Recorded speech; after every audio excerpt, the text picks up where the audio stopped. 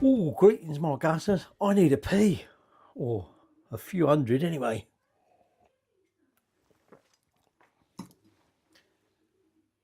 And I mean the vegetable type. I just had a pea. The non-vegetable type. Well, I'm lying, but I probably will have one soon.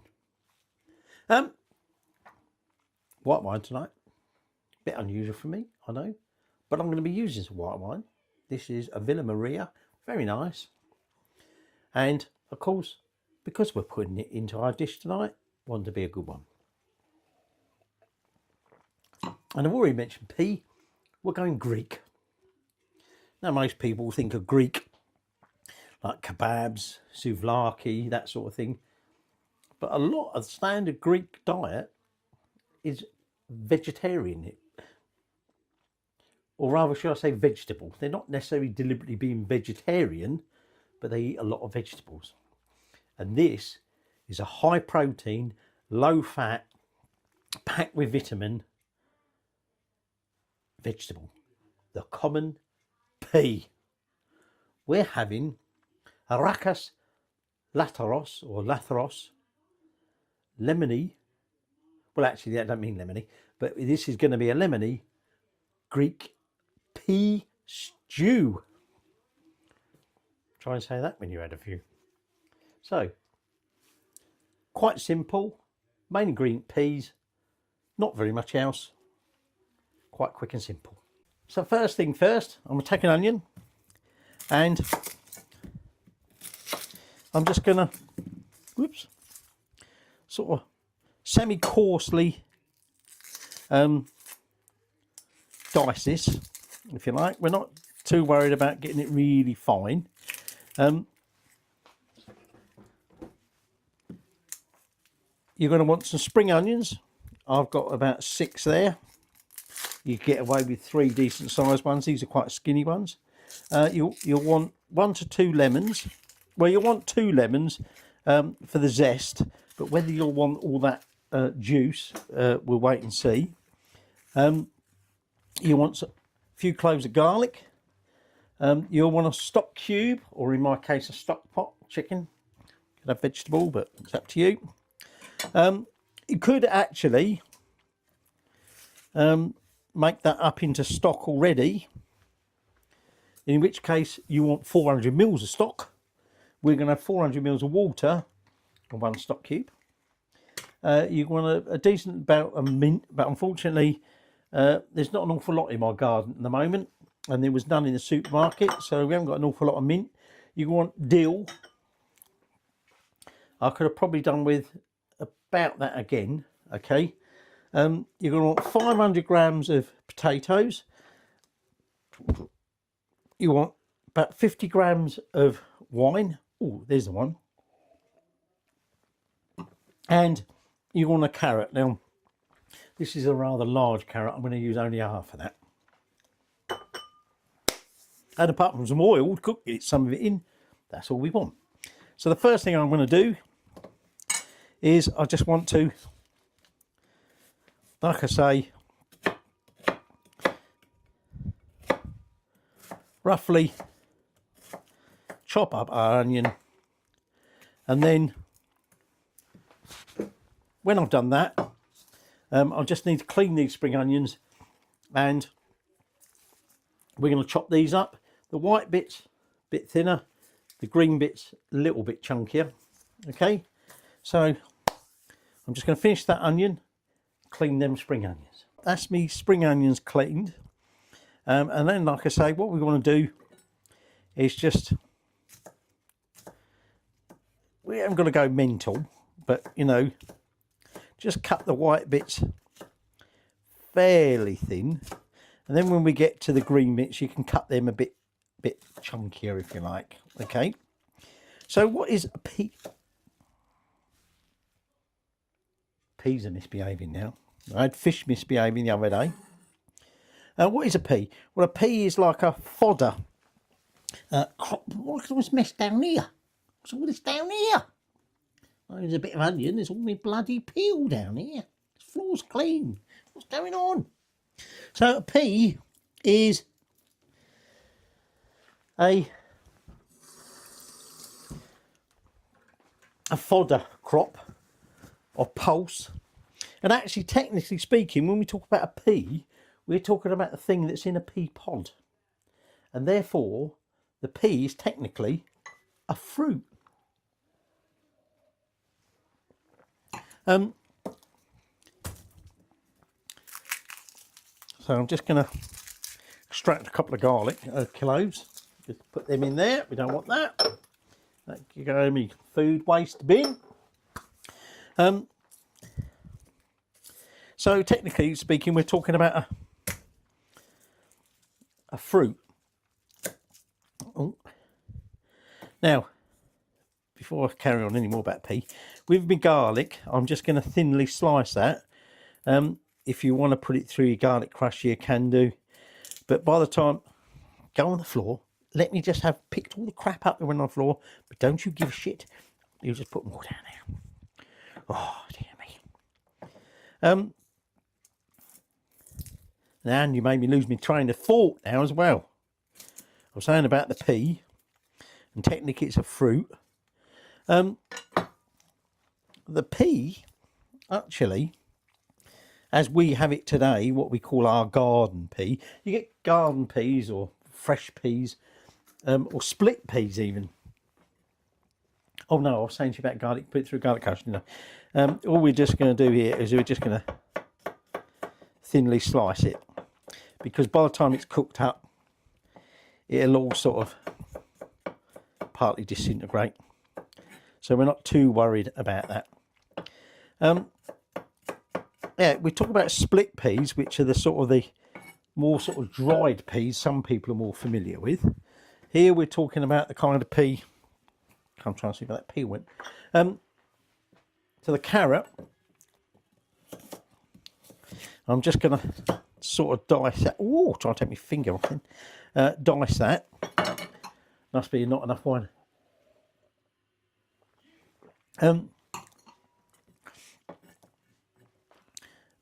But the pea plant itself, and to be honest, shows how bad I'm getting. I'd forgotten, of course, the pea plant. Very, very important in genetics. We're coming to that in a bit.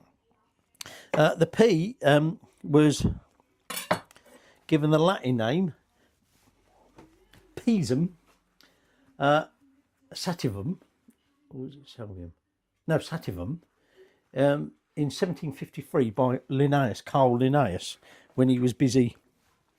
What's name and everything.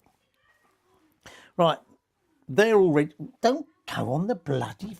Oh, you little shit. They're more or less ready. I've still got my potatoes to cut up.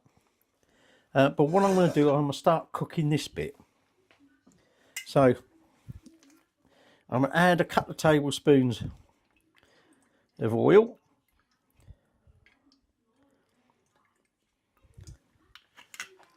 And we might add a little bit more later. We'll see. We're going to put this up on quite a highish heat. Okay. And we're going to cook that. We've got our potatoes there. We're going to cut them up. More, not quite so fine. Okay. I'm going to just dry them. Let me get rid of that glass. But yeah, Linnaeus named them. And basically, the name he gave them, Pisum sativum or sativum or whatever it is, basically meant cultivated pea. Okay. The word pea comes from the Latin pisum. Pisum, sorry, P-I-S-U-M.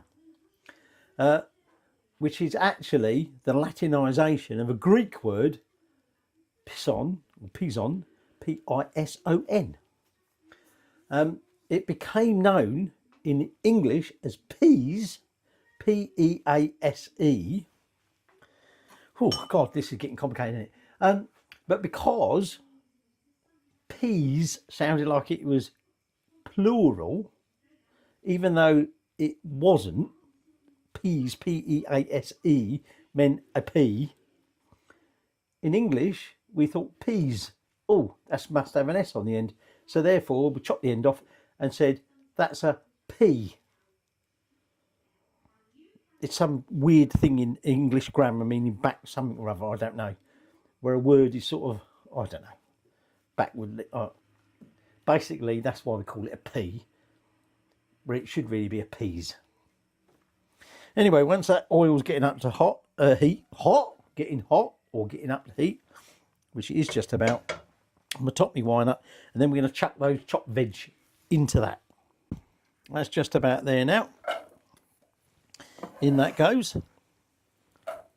And we're just going to cook that for a little bit. Now, there's a lot of veg in this. And like I was saying, with the peas, you know, good vitamins, fibre. There's loads of fibre in peas. Where's my spoon?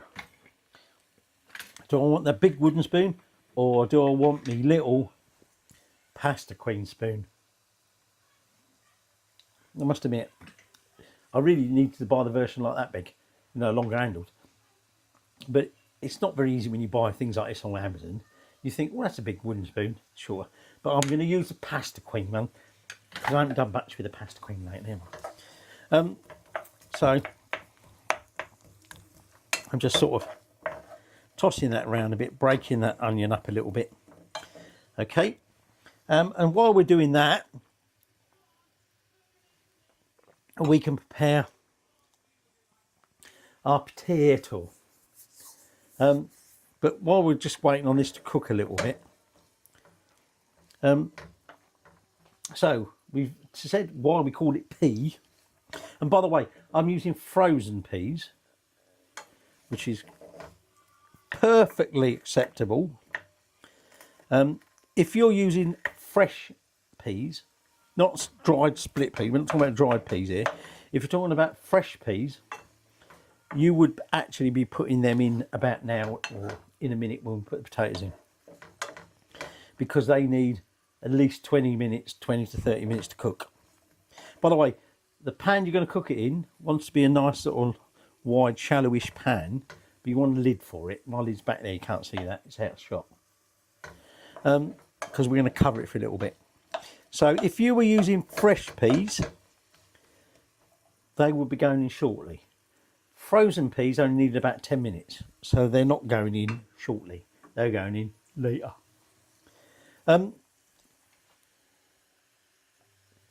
Wild peas actually come, while I'm saying that, I'm just going to sort of drain these off and sort of dry them a little bit. So I can't remember if I said or not, but I think I did, but if I didn't, 500 grams of potatoes. Now, you might think to yourself, you're talking about what a nice healthy dish this is. Peas full of fibre, full of protein, full of certain vitamins. And now look at all these bloody carbs you put in it. Potatoes are good carbs. I never realised that until recently. And the reason they're good carbs is because they're carbs and we need carbs for energy, but equally they're filling.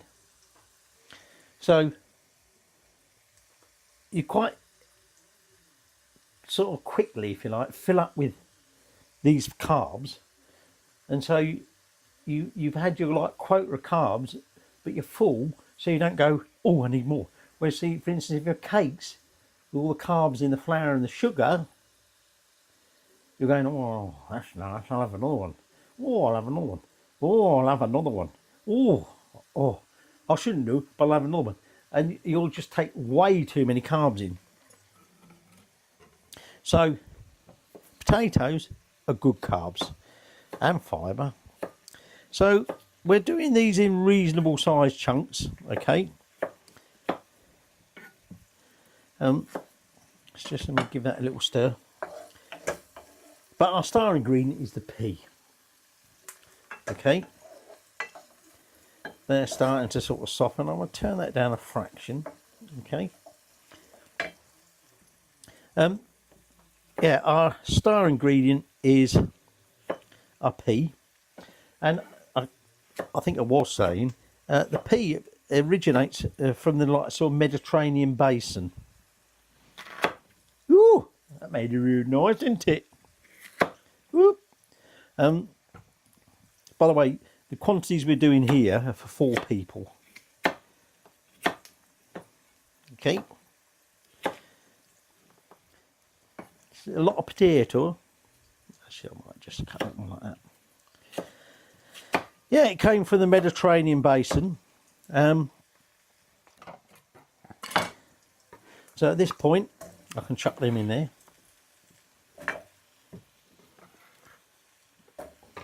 Okay. We're just going to... Now, these potatoes aren't necessarily going to cook very well like this, are they? But that's why we got the liquid part in a minute. And then archaeologists have shown that for like evidence of peas existing from about 10,000 BC. But the original peas were mainly grown for dry seeds. The kind of pea we're having and the kind of pea that most of us are familiar with is a little bit more of a modern luxury. And I don't mean like 21st century luxury, but not like 10,000 BC luxury. Right, I'm just going to wash my hands and then we'll move on next stage. So that's in a minute or two. And when it goes that wine, that'll help, if need be, do a bit of dig. I'm going to sneeze again. Oh, just started sneezing, I don't know why. Oh. Now, excuse me. Excuse me. So, we don't mind about boiling off that alcohol. Oh, it made me a bit red-faced, hasn't it? Just wash my hands, because I just sneezed.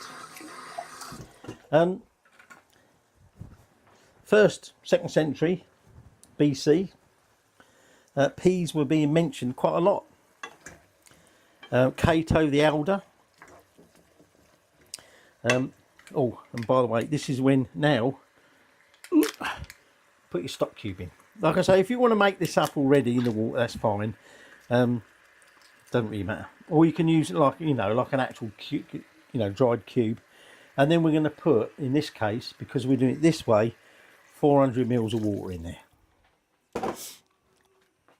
And now, what I've noticed with these stock cubes, then they make nice stock. For some weird reason, they do not want to disintegrate. So we're just going to bring this up to the boil. Okay. But yeah, so these Cato the Elder, Varro, and of course the classic Piccius with these De Re Coquinaria, or something sound a bit like that, cookbook. And in fact, in particularly, Apicius mentions numerous pea recipes. Some of them are a little bit much the same, like pea whatever. Take peas and add this and add that. Or pea supreme. Do exactly what I just told you to do, but add something else in it. But equally, he had come up with other recipes as well. Oh, excuse me. Make a bit. And actually, what I'm going to do at this point as well, I'm going to add a little bit of pepper. Well, I'm waiting to let it come out the boil. And actually, we're not going to need that oil. Now, if you we do and you don't. If you were being Greek, when we come to serve it, you like drizzle some oil on top. We ain't going to do that. Right. So I can put that oil away. So yeah, peas have been mentioned in antiquity in loads of recipes, and in fact in the Middle Ages they're mentioned quite a lot, and they were one of the staple diets that helped stave off famine. It was even mentioned in Flanders in 1124 by Charles the Good, the Count of Flanders, about how useful peas were stemming off famine. So, you know, they've been around a while. Now, the idea is, what we're doing here is a bit of garlic stuck on the back. Yeah, get off in there, you bugger. You're meant to be cooking in there. That one don't come off. Once that comes out to the boil, we're just going to lower the heat and put it on the simmer. And at that point, let's get me spoon rest out and put that on there. I know you can't see it, it's hidden behind there. And we'll put the lid on it and we'll simmer it for 15 minutes. So we've got our lemon left, we've got mint, and we've got our dill.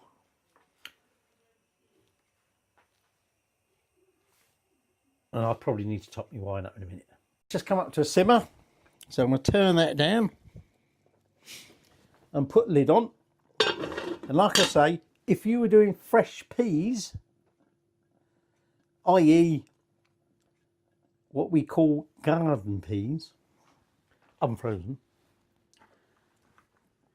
they're actually by the way, well, even when they're frozen, oh, hang on. What I'm going to do is I'm just going to do these for 15 minutes, but if you were using unfrozen fresh peas, they go in there now. So just putting that timer on there.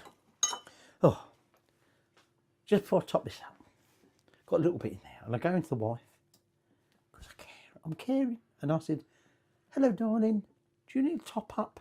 Because she's drinking Prosecco, not drinking the Villa Maria, even though the Villa Maria is her favourite white wine. And she'll, yes please. Oh, are you having a top up? No. Oh, are you not drinking?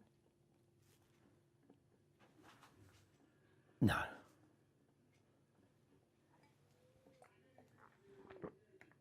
Oh, you are. I know it's Saturday night, this is what I have to deal with. It's the bath. I think it addles the brain. Anyway. Oh, I'm getting crampy. Rest. Yeah, that modern pea is actually the kind of pea we use today. Is actually immature. It's not the fully mature pea. It's not the fully mature seed, if you like, out of the ovary, the pea pod. But they became a luxury of the early modern Europe, or Europeans. And then they were introduced into England back in the 17th century. I mean, peas, the mature version was there beforehand, but by about the 17th century, they were having these immature, sweet-tasting peas. In the 17th century, it was introduced via Genoa to the court of France, Louis XIV. And actually, they made a big fanfare of it. They had a big hamper full of peas. And said, here you go, King, have a pea. Right, while we're waiting for that to do this 15-minute simmering, I've taken about half of me large bunch of dill, and we just want to chop this up. Now, this is a very traditional herb to have in Greece, particularly with peas. Okay, so I've reserved some of it because we'll add that later. Okay, and then I've got 2 lemons, and I'm just going to zest those lemons. And when we chuck that dill in there, we're going to be adding the zest. We'll also be adding the juice, but I think I said at the beginning, I mean, these are very large lemons, so we may not want all the juice from both of them. Now, I mentioned just now about sweet peas. Well, actually, this sweet pea as such that we're more familiar with today was actually developed a little bit later, pardon me, by an amateur plant breeder by the name of Thomas Knight. No relation. Some of you know what I mean by that. Some of you won't have a clue, but might be inferring something. But anyway, he wasn't a relation. But he developed the sweeter tasting. By the way, like I said, regardless of how much juice we're going to use the zest of 2 lemons. This is, remember, look at the oils that's coming out of that on there. This is a lemony pea stew. So he developed what we think of today. Well, not what we think of, but the pea that we eat today. And this was in the sort of 18th century. Right, that's just coming up to the end of that session there. Got a little bit ahead of myself. I said chop up half the dill, and then I started adding the zest to it. So actually what I should have said was chop up half the dill and leave the other half to go with the zest. So I've done that dill, as you saw, with the zest. Put that on one side. Took the remaining dill, chop that up, because we're going to add that with the peas. Now, we're going to add 600 grams of frozen peas. Slightly underestimated how many peas that is. So, ow, that lid up, I've burnt me. So, that's not quite 600 grams of peas. Don't go every bloody way. Oh, you little shit. I'll have to wash that up now. I could just rinse that and dry that. You little bugger. Where did the other ones go? Oh, no, you're not escaping. You're going in there. You're going in with your mates. I don't give a shit. No, you're not. No, you can't tell me to pee off. I've already had one. Thank you. Yeah, there's the rest. Oh, for fuck. Excuse me. Oh, dear me. I dropped that as well. So, just going to spread them peas out. And this is where we're now going to add half of that dill. We're not going to add the lemon zest and everything else yet. Okay.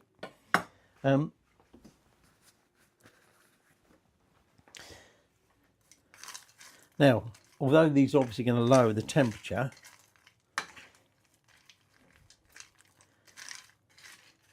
they do not need as long to cook. Now,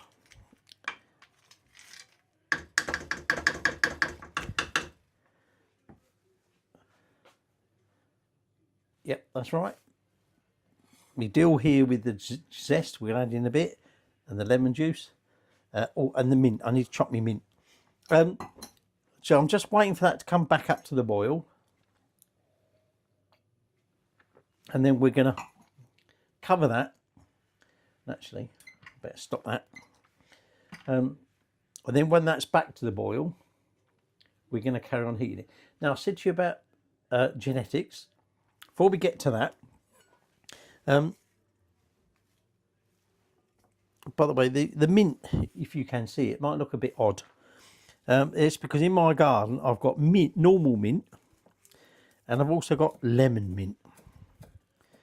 And given this is a lemony dish, I didn't think it really mattered. And it's just, I ain't got that mint in. Oh, for Christ, being a pain in the arse. These little bowls today, pain in the arse.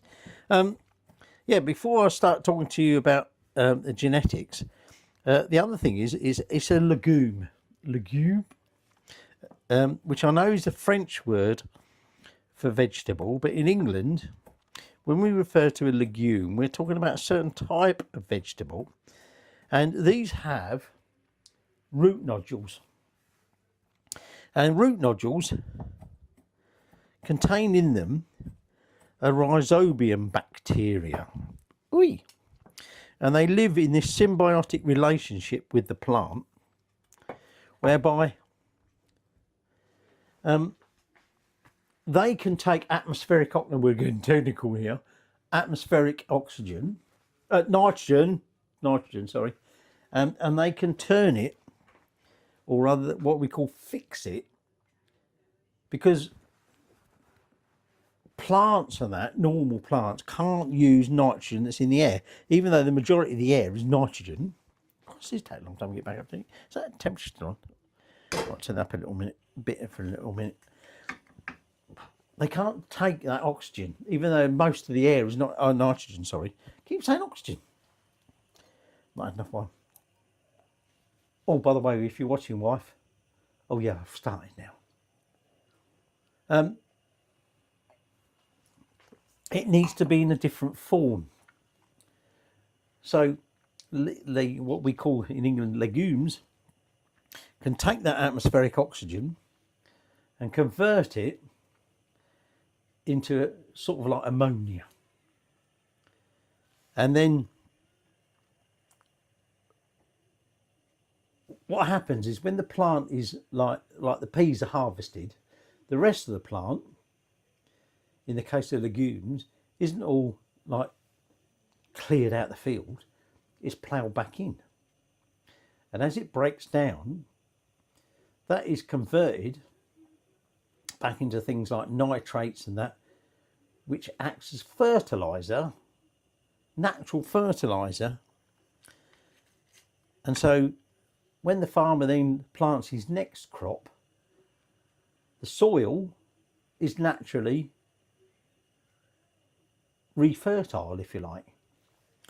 So you used to practice, before the days of manufactured fertilizers, these processes whereby a farmer would grow a couple of seasons worth of crops, and then he would grow something like peas or clover, and he'd put their cows out there into pasture or whatever, and for 1 year that particular field wouldn't grow a crop,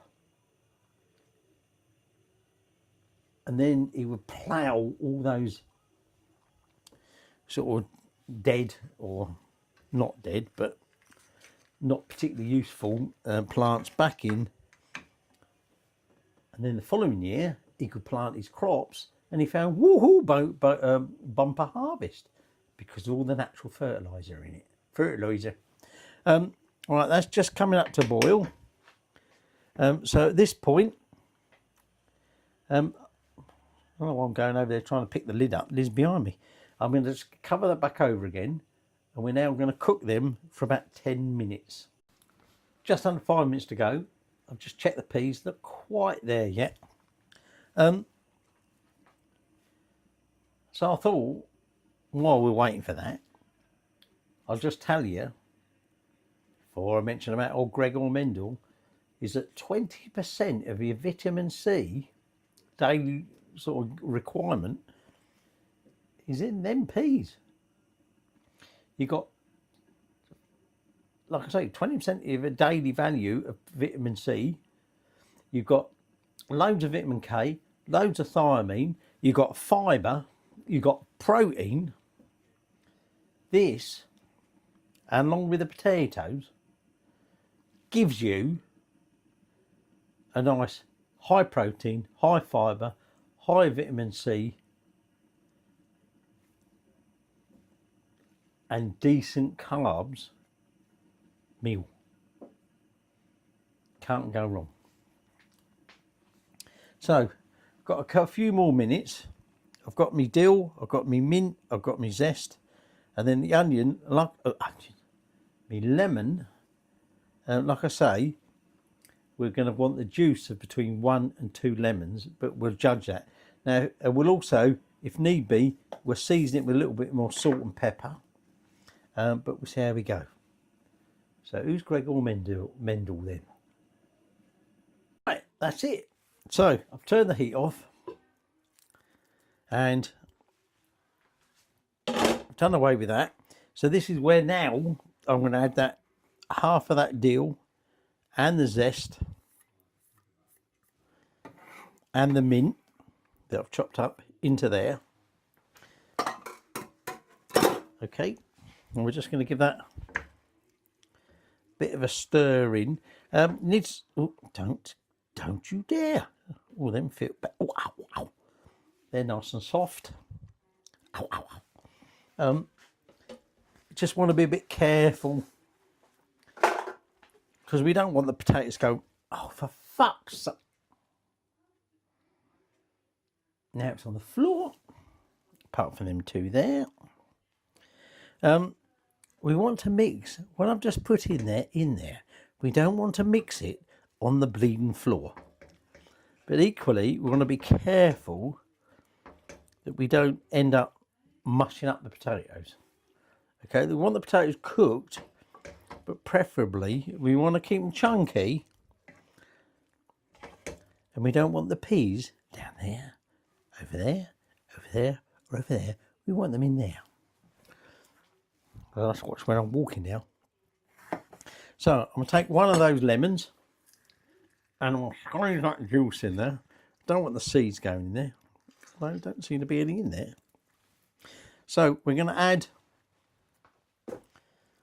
the juice of one lemon, and then we're going to see, oh, Gregor Mendel, bit of a hero of mine.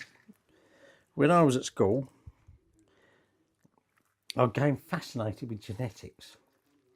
And you might argue that Gregor Mendel was the founder of modern day genetics. Well, you might argue, you would argue he was. Where's that pig? Oh, there it is. There's only one. Now, he was a monk in Austria and in the mid-19th century. And he ended up, I think he might have wanted to be a doctor or scientist. I can't remember now. My mind's going. My wine's gone. I've got no wine left. Better not drink the wife's Prosecco. Let me just taste this. And anyway, he ended up as a monk in the priesthood.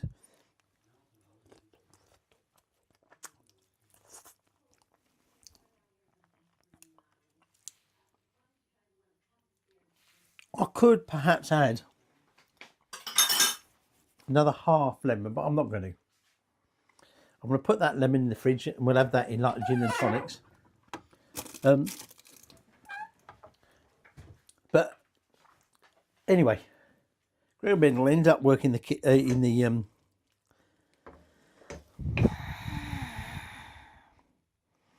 gardens, and he noticed with, oh look, there's a peanut. What the fucking hell's going on here? And he noticed that the pea plants, some of the pods might look slightly different, some whatever. And he got thinking about it.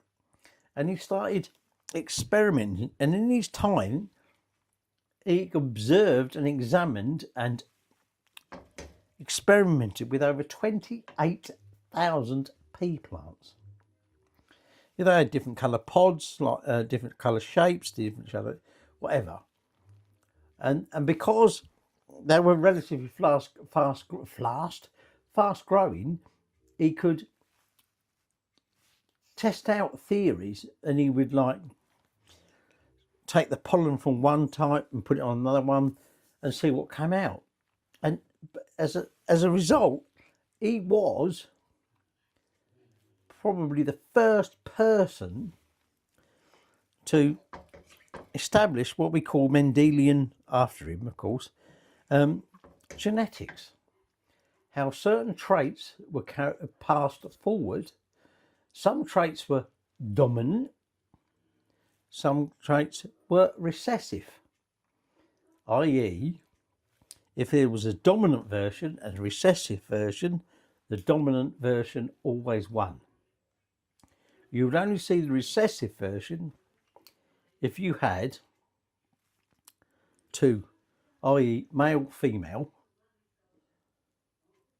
If the male provided a dominant version and the female recessive, it would be the dominant version that won, and vice versa. But if both provided the recessive version, you would see the recessive version. Now, unbeknown to him, in the background, there was Darwin and talking about evolution and how treats are treats are treats, for fuck's sake. Oh, I ain't got any alcohol, that's why. I'm going to drink now. Can't drink the wife's Prosecco. But anyway, what he did, Darwin said, although he could understand this, he couldn't understand how it was that some of these changes ended up moving to the next generation and sometimes didn't.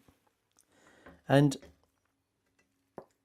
Mendel, so when I'm serving up here, by the way, we're getting primarily peas, but we got some potatoes in there. We got some of the sauce. Like I say, this is for 4 people. But what he'd actually done, Mendel, he published his results in this very obscure periodical, and it sort of got lost. And all his work, really, essentially, what in his lifetime was like. And in about the 1900s, someone like, oh, what's this here? This looks interesting. Oh, bother me. It's about pea plants and genetics.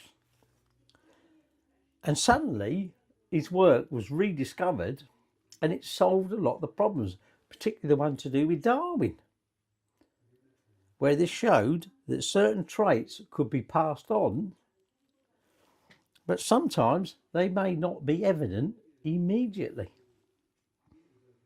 They might like skip a generation because of this dominant recessive thing.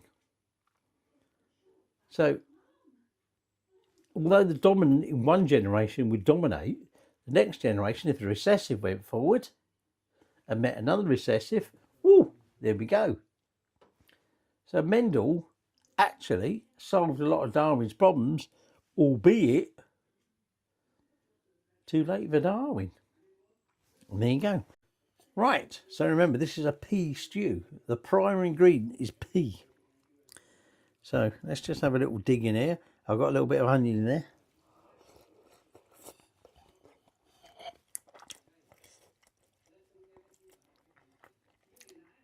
I've got a little bit of a crunch from the peas, so they're not overcooked. You've got the sweetness. And remember, this is natural sweetness from the pea. There's no sugar in here.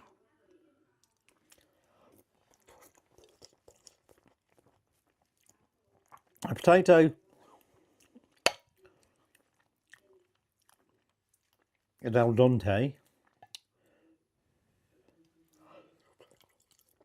Well, actually, a little bit less than al dente. The carrot, the onion, getting the hint of garlic. All the time we're getting the mint, but we're getting a bit of dill. But here you go. A nice, traditional Greek dish. Nice and heart healthy. Full of vitamins. Full of fibre. Full of protein. Full of healthy carbs. What more can you want? Well, I could answer that. Like some more alcohol. But we're talking about the food. Talking about the food, what more do you want? A good Mediterranean, heart healthy diet. Greek, lemony. Oh, I should have said actually, I got this recipe from Akis. I've mentioned him before. Arakas Latheros, courtesy of Akis, lemony pea stew.